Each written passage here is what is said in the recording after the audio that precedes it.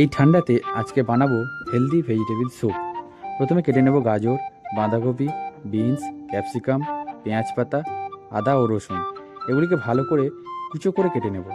তারপর কড়া গরম করে তাতে অল্প একটু তেল গরম হওয়ার পর আদা রসুনটা দিয়ে দেবো। 1 মিনিট ভেজে নেব। তারপর একে একে সবজিগুলি দিয়ে দেব। এগুলিকেও 3 মিনিট ভেজে নেব। তারপর পরিমাণ মতো জল দেব। তাকেও 4 থেকে 5 মিনিট ফুটিয়ে নেব। তারপর পরিমাণ মতো নুন দেব। তারপর 1 চামচ গোলমরিচ গুঁড়ো, 1 চামচ সয়া সস, 1 চামচ ভিনিগার ও 2 চামচ কর্নফ্লাওয়ার জলে গুলে দিয়ে দেব। ব্যাস রেডি গরম গরম হেলদি ভেজিটেবল স্যুপ। এবার তাড়াতাড়ি সার্ভ করে ফেলুন।